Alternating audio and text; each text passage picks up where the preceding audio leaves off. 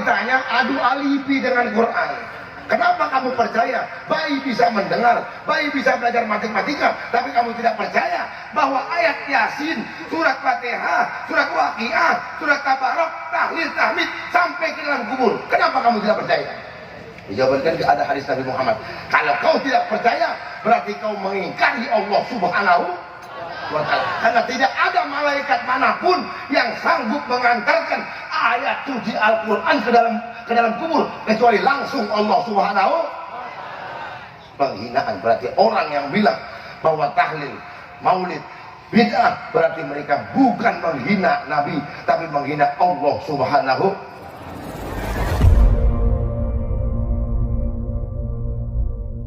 Al-Mukarram wal-Muhtaram yang hadir pada malam hari ini, mudah-mudahan beliau-beliau selalu diberikan kesehatan, dipanjangkan umur mereka, diberikan keistiqomahan, dan santri-santriawan, santriwatinya mudah-mudahan juga mereka oleh Allah Subhanahu wa ta'ala dijadikan anak-anak santriawan, santriwati yang soleh dan solehah, dan mendapat ilmu yang manfaat di dunia wal akhirat.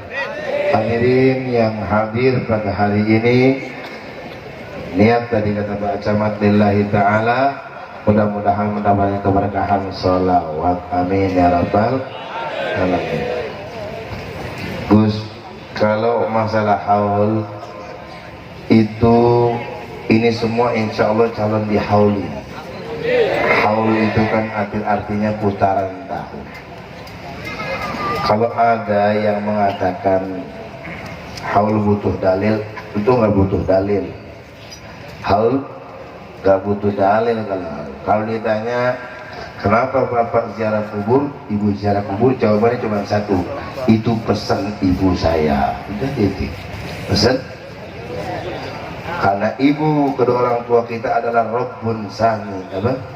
Rabbun Sani, Tuhan kedua, jadi ayat dia. Jadi ayat di luar konteks Al-Quran itu namanya ibu. Untuk apa sih masalahnya? Untuk didoakan. Kalau memang dia min ahlil jannah, itu untuk ziyadatul khair, menambahkan kebaikan-kebaikan dalam kubur.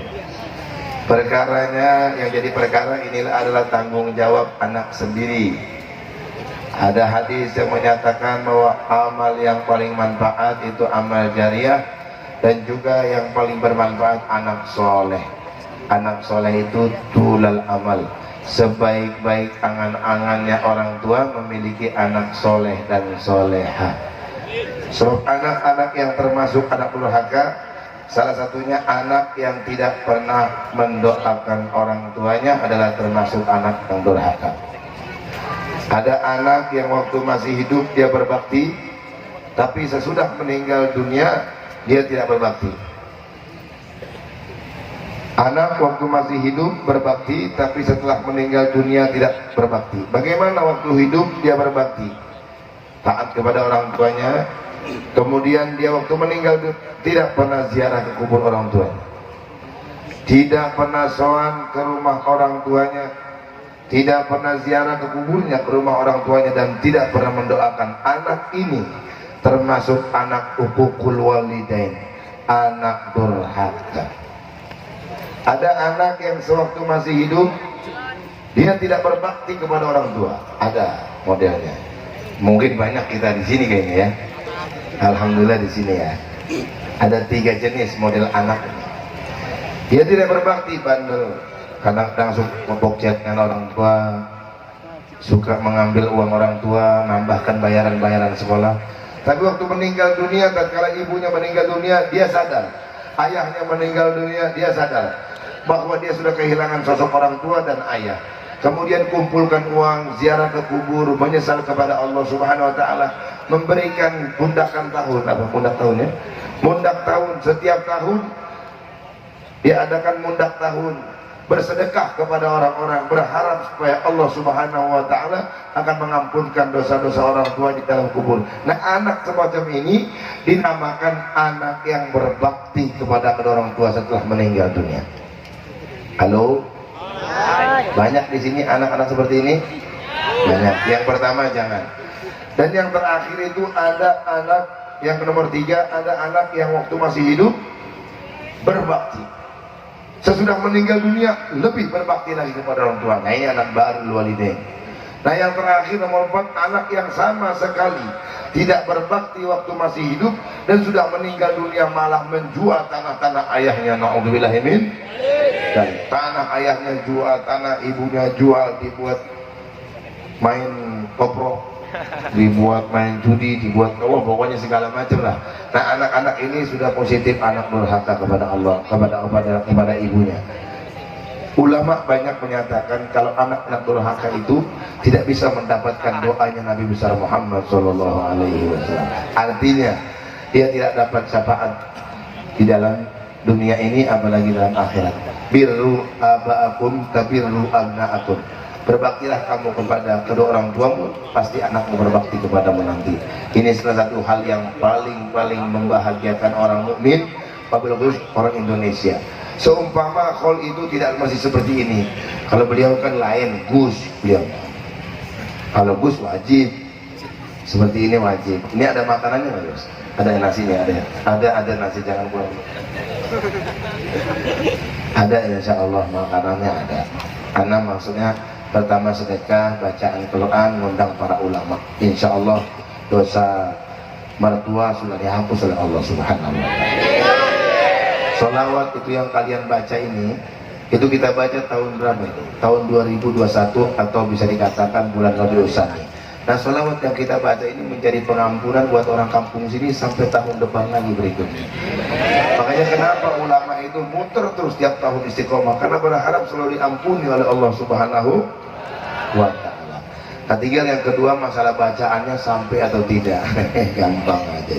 Kalau lelucon bisa ya, masuk aja kubur dulu, tadi dipatihain biasa, nggak usah. Kamu tahu bayi dalam kubur? Di dalam Al-Quran itu banyak hukum perbandingan.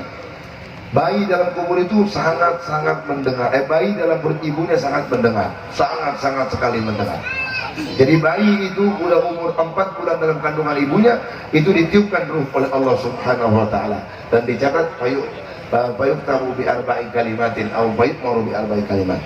Dicatat itu rezeki, umur, jodoh, dia ahli surga atau ahli jannah. Jadi sampai nggak usah ngoyo-ngoyo ibadah, sudah catatan dalam perut ahli surga atau ahli jannah. Kalau ahli surga sampai diarahkan kepada Allah ila siratal mustaqim. Kalau sampai bakal jadi ahli neraka, sampai akan diarahkan oleh Allah ke jalan api nerakanya Allah Subhanahu wa Ta'ala. Na'udzubillahi min.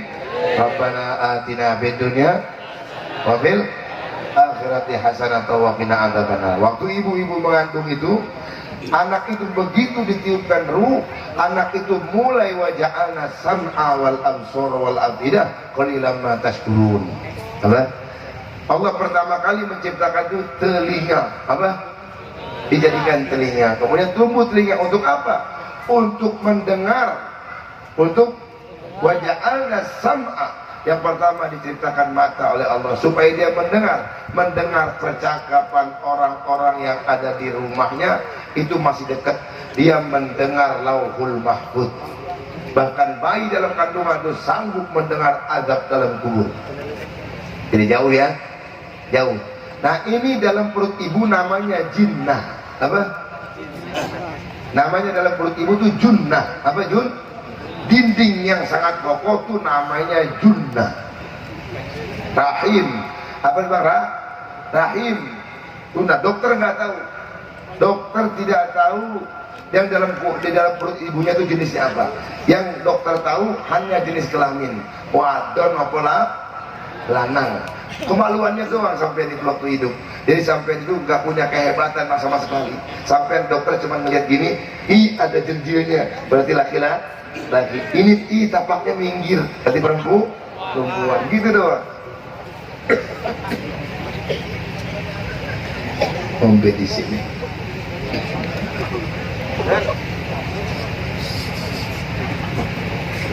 Nah, kalau sudah tahu hal ata alal insani hinum minad dahri lam yakun syai'an madhkura, Anda datang ke muka bumi ini tidak ada sebutan sama sekali, hanya inisial lanang apa wadon. Boten enten, jadi gak usah sombong. Tapi kalau Rasulullah sallallahu alaihi wasallam manusianya belum turun, namanya sudah terkenal. Sallallahu ala Muhammad, sallallahu ala Muhammad. Dikabarkan mulai Nabi Adam sebelum diciptakan dikabarkan. Nah, turun ke muka bumi dikabarkan oleh Nabi Nuh, dibawa oleh Nabi Musa alaihissalam, dibawa oleh Nabi Ibrahim, dibawa Nabi Musa, dibawa Nabi Isa sampai sekarang, sampai kepada kita 1500 tahun belum melihat wajah Nabi besar Muhammad, tapi berkumandang namanya di seluruh penjuru muka bumi ini. Sallu ala Nabi Muhammad, sallu ala Nabi Muhammad. Kalau kita nggak ada sebutan, nah begitu kita nggak ada anak baru 4 bulan terus dikasih nama sama bapaknya, nggak ada ya. Biasanya bapaknya nyari di internet. Aduh. Ya nyari internet ini, ditanya sama bapaknya, Bu nanti kalau dia perempuan siapa namanya? Periksa sama dokter gini 6 bulan. Umur 6 bulan gitu kan, ada kemaluannya. Bapak anaknya lanang, nanti dia kasih nama. Siapa Pak nama anak kita? Fir'aun aja Bu ya. Anaknya siapa? Fir'aun. Masya Allah, namanya ada nama Fir'aun di sini ada? Kalau namanya nggak bisa jadi Fir'aun tapi nggak jarang nama Fir'aun. Fir'aun banyak tapi jarang namanya. Fir'aun kecil. Fir'aun kecil. Dan lantas bayi di dalam kandungan tersebut itu tatkala mendengar percakapan orang rumah, makanya bayi-bayi Lampung ini banyak anak kecil seperti tadi udah ngomong kampang. Ngomong apa? Kampang. Makanya bayi-bayi di Indonesia ini rata-rata ngomong kampang. Kenapa? Waktu dalam kandungan ibunya sering ngatain orang nyebut nama kampang. Si bayi dengar kampang dia hafalin. Nah ini Akib ini belum bisa ngomong sudah bisa sholawat. Dihafalin, makanya ibu-ibu kalau ngandung itu hati-hati, asu sila anaknya ada. Makanya anak teluk ngomongnya asu. Makanya kenapa waktu dalam kandungan di dalam junnah sudah dikopi. Sudah di apa? Dikopi.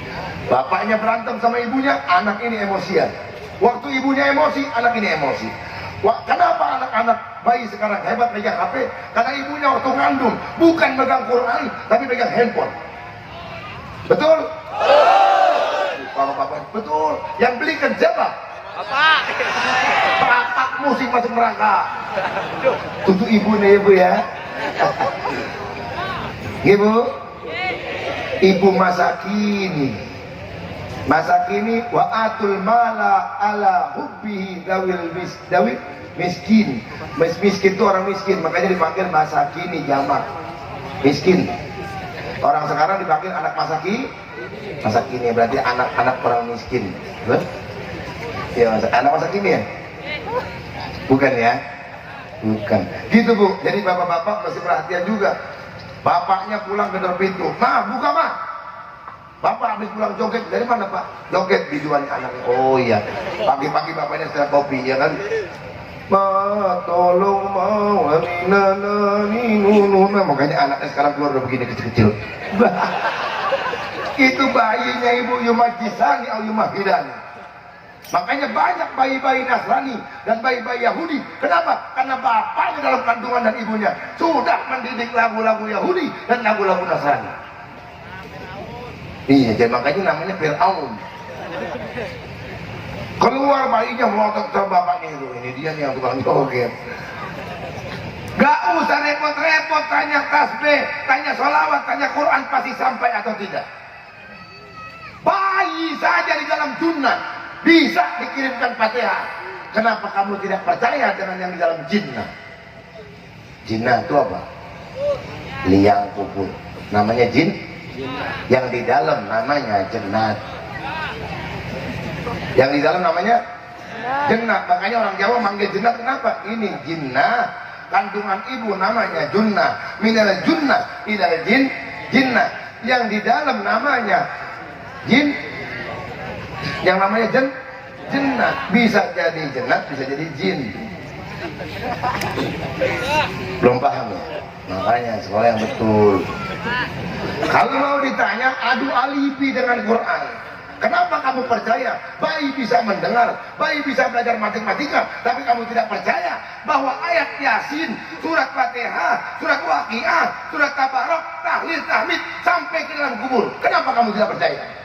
Dijawabkan ada hadis Nabi Muhammad, kalau kau tidak percaya berarti kau mengingkari Allah Subhanahu wa ta'ala. Karena tidak ada malaikat manapun yang sanggup mengantarkan ayat suci Al-Quran ke dalam kubur kecuali langsung Allah Subhanahu.